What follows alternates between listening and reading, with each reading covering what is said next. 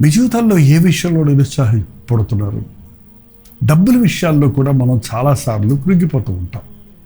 రావాల్సిన డబ్బు రానప్పుడు, ఇవ్వవలసిన వాళ్ళు ఇవ్వకుండా మోసం చేసినప్పుడు, అప్పులు ఎక్కువైపోయి తీర్చలేని పరిస్థితులు ఏర్పడుతున్నప్పుడు ఏంటంటే సడన్గా మనకు ఒక ఆధారంగా ఉన్నటువంటి రాబడి ఆగిపోయినప్పుడు ఇంకెలా అని కంగారు పడతాం ఏంటండి. కానీ ఒకటి గుర్తుపెట్టుకోండి, యెహోవా ఈరే. మనుషులు మర్చిపోవచ్చు కానీ దేవుడు విడువడు. కెరీతు వాగు దగ్గర పొద్దున్నే సాయంత్రం కాకులు రొట్టె మాంసం తెచ్చిస్తున్నాయి. చక్కటి ఆ కెరీతు వాగులోని నీటిని త్రాగుతూ ఉన్నాడు ఏలియా. ఒకరోజు నీళ్ళు ఆగిపోయినాయి.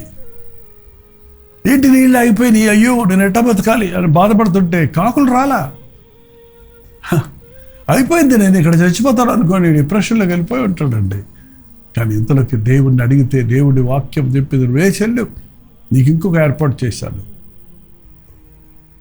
వాగులు ఎండిపోవచ్చు, నీకు ఆహారం ఇచ్చే కాకులు నిలిచిపోవచ్చు, కానీ దేవుడు నిన్ను మరువని దేవుడు, నిన్ను విడువని దేవుడు. ఒక తలుపు మూస్తే మరొక తలుపు తెరుస్తాడు. ఏదో అయిపోయింది అని ఒక నష్టం కలిగినప్పుడు కృంగిపోక, నా దేవుడు మరేదో చేయబోతున్నాడు అని ఆయన యందు నిరీక్షణ ఉంచండి. అయ్యయ్యో ఇది పోయిందే అని బాధపడక, అబ్బా నా దేవుడు దీనికంటే మంచిది నాకు ఇస్తాడు అని విశ్వసించండి. కృంగుదల వదిలిపెట్టి నిరీక్షణ కలిగి జీవించండి. ఆధ్యాత్మికంగా బలపడతారు.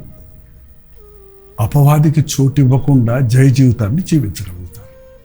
కృంగిన వేళలలో, మనం బలహీనులుగా ఉన్న సమయాలలో అపవాది మనల్ని శోధించి పడగొట్టడానికి, పాడు చేసి తన మందలో కలుపుకోవడానికి ఆశపడుతుంటాడు. అందుకే మెలకువగా ఉండి ప్రార్థించండి.